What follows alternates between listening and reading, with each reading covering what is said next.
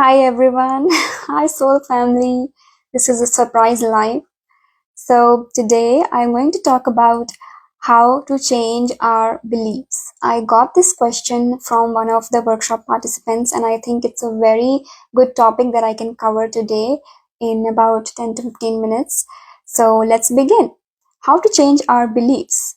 So we are born limitless. As you all know, when we are born completely pure and we are born thinking that we can achieve anything in this world, right?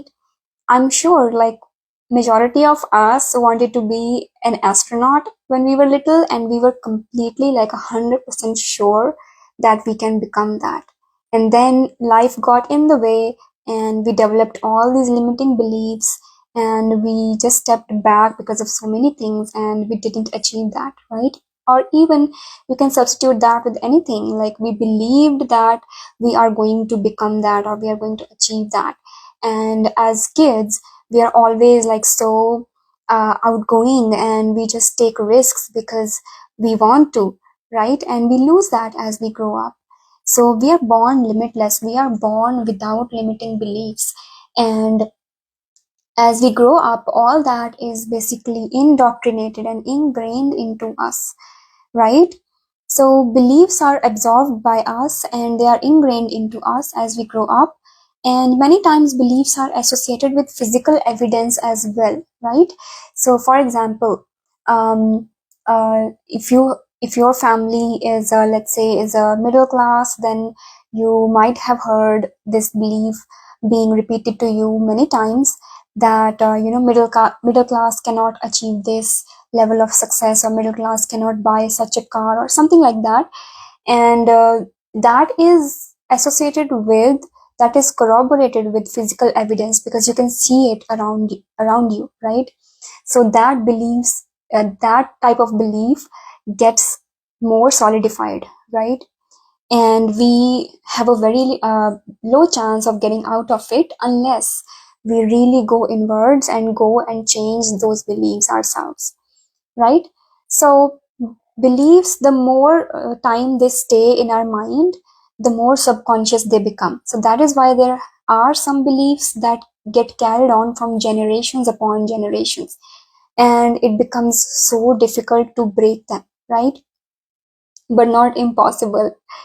So there are subconscious beliefs, there are conscious beliefs, and then the subconscious beliefs our mind is not aware of those existing usually, and we are acting out of those beliefs without knowing that we are, okay? And there are ways that you can break all kinds of beliefs, and number one again is meditation. So meditation this time in relation to beliefs is not just sitting down and actually going into a deep relaxation. You can do that, but specifically for belief breaking, meditation means to sit down and unravel, basically open the Pandora box, right? Open it, unravel it, go deeper into it. So let's say there is a belief that you have that that I don't think that I can run a business, right? But somewhere in your mind, in your intuition, you know that that's what your soul wants to do, right? But there is a huge limiting belief that is stopping you from starting a business or doing the work that you need to do in your business. So you sit down with that in meditation and unravel it, okay? And you think about, why do I think that I will not be successful? Where is it coming from? Where have I heard this type of a belief before in my life? And where do I see it around me, right? And where do I see the opposite of it, right?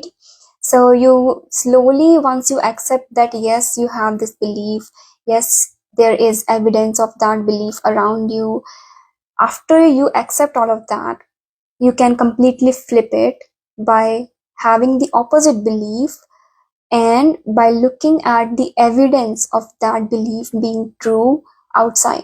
So basically, you can Google someone who is just like you and from the same economic background or family background, or educational background, and then you look at them and they are successful in their business, they have done it, they've done everything that you want to do. So then that is an evidence, a physical evidence in front of you, right? So that will help you in changing your belief. And if I tell you my story, I have always wanted to have a spiritual coaching, spiritual education business, because that is what comes naturally to me. That knowledge comes very naturally to me. And I have been doing this all my life without knowing. Like, I've been coaching my friends and family and all of that. And I wanted to have this as a business, because then I will be able to touch more people's lives. I will be able to help them realize how great they are, right? And but there was no evidence of people like me succeeding in like creating and then having a successful spiritual coaching business in particular. There was no evidence in front of me for that. So I somewhere like believe that I might not be able to do it because of X and Y reason. And then I also had like a whole different medical education background, which didn't stop me from understanding the spiritual aspects, but it was a huge, you can say, sunk cost fallacy. Basically, I had invested so much into that I was like, is it good for me to go into this different direction altogether now that I've invested so much into this one? So there were all these limiting beliefs, holding me back. And but then I looked around me, I looked on the internet, I looked on Instagram, and I found so many people like me, or even from backgrounds that were even more unfortunate, more lower, more with more less with more less with lesser resources than me, who were able to do it, and they are now like highly successful. So there was evidence in front of me of those things. And kid you not, like, I met so many people in my life who were like, Reiki, you can't make that a business, you can't do that for a living. Spiritual coaching, you can't do that for a living, get a 9 to 5 job. They were like that. And that thing was repeatedly being drilled into me, that you can't do that, in Canada, no. But I still, like, I kept seeing so many spiritual businesses working in my area who were like highly successful. So yeah, I knew that I can do it as well. That's how you change a belief. Okay, so there's a question from It's Me Vineet, who says, how did you started doing this? So that's a really long story, actually. I won't go into the extreme details of how I started doing this, but in short, I have always been tapped into my psychic gifts. As a child as well, I used to hear ghosts. At first, I used to see weird things like eagles everywhere and certain things that were not acceptable to be seen. Then I started realizing that this is not acceptable, and I started subconsciously hiding those things, and then I was away from it for a very long time. While studying, I was studying to become a doctor. And then I got busy in my studies and all. But even then, certain spiritual experiences used to happen. My house where I grew up was heavily haunted, and I used to have so many experiences there.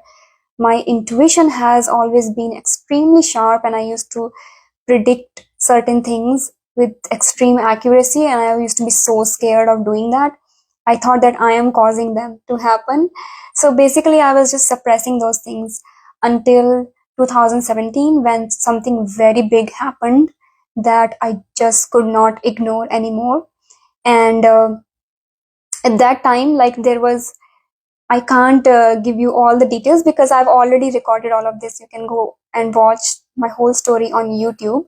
So like, things happened that I could not ignore, and then just automatically I just slipped into those circles, and I got trained in Reiki, in past life regression therapy, and then I met so many people like me, and that's how I got into it. And as soon as I put my foot into this area, it all just landed. It was like I was living some other life. and now I am living my life. It was like that. So that's how I started, and I just started it in a very minimal way in the beginning, and then slowly built it. And yeah, so he also asks, did you see things that others couldn't? Yes. So yes and no, because my parents, among my parents, they also used to have certain experiences, but only in their dreams. My mom is also a little bit naturally psychic, and she used to also see some things and feel some things, but she would completely ignore them. She would be like, oh, I'm just crazy, this didn't happen. And when I told her something and she also had the same experience, even with that confirmation, she would not believe it. And that's why, I was also, you can say, pushed to not believe in it, because people around me were not doing anything with their powers, right? So yeah. And later when I got married, that was when I was deep into this. I was deep into these sciences, and my husband is also highly, highly psychic. And it is with him that I had a big, big experience where there were a few ghosts at a relative's place, and both of us had that experience. So even after being into this for a long time, I still had like a 30% skepticism. And only when that incident happened, I was like, okay, I was not crazy all those years. Those things actually happened, and yes. So that's when I actually went full time into my business as well. So I hope that answers your question. If you want to watch everything in detail, I have put my whole story on my YouTube channel. You can watch that. So yeah, meditation is one way that you can change your belief by going deeper, asking questions, why, where, how, when, and you can bring physical evidence into your life in order to help you flip that belief. Okay. And yeah, evidence is everywhere, by the way. So the second thing is repetition. So you can repeat the new belief that you want to have to yourself. So let's say every time you catch yourself repeating the same limiting belief or acting out of that same limiting belief, stop yourself there and repeat the new belief instead. Mentally flip it, flip it, flip it.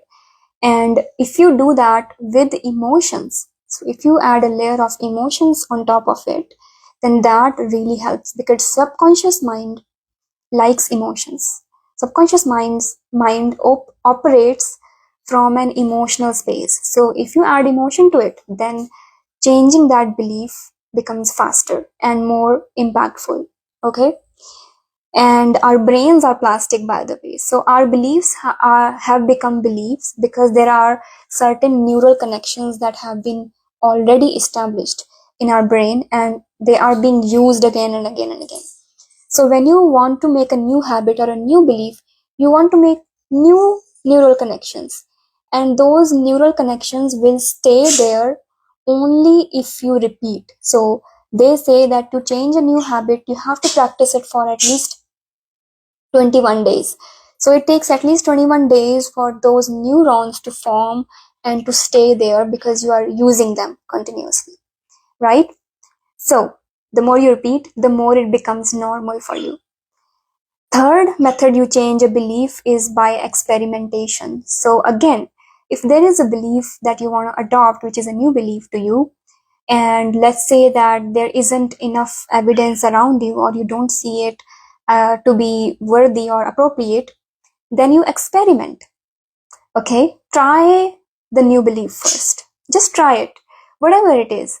If you believe that you can't run this business, you can't have an impact, get a client or two. If no one is paying you, get a free client. Tell them that this session is a gift for you. Practice your art or whatever it is on them. Show them your art or whatever it is, right? And get the feedback. So you experiment doing different things. And that is how you get the evidence for yourself. The fourth way that you can change a belief is by studying. Again, because I always knew that spiritual reality is a reality, but my brain was trained otherwise, right? So I was a huge skeptic. So I knew that, I have to change that belief because evidence was already there in front of me, but I still hadn't changed my belief. So I studied it. I have always adapted this philosophy that if you want to debunk something, if you want to prove something wrong, go and get classes on it, go and study it. So that's what I did. I thought Reiki didn't exist. I got the classes, I got taught and I saw it working, I felt it, and things physically change. That's how I know it works, and I can feel the energy physically that oh, as I said that, it started flowing. So like you feel it, right?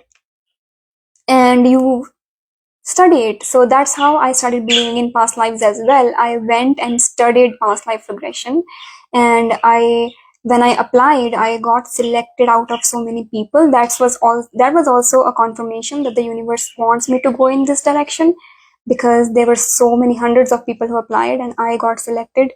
And I then received huge evidence in the form of other people around me, right? And the fifth way that you can change your belief is by borrowing a new belief from someone.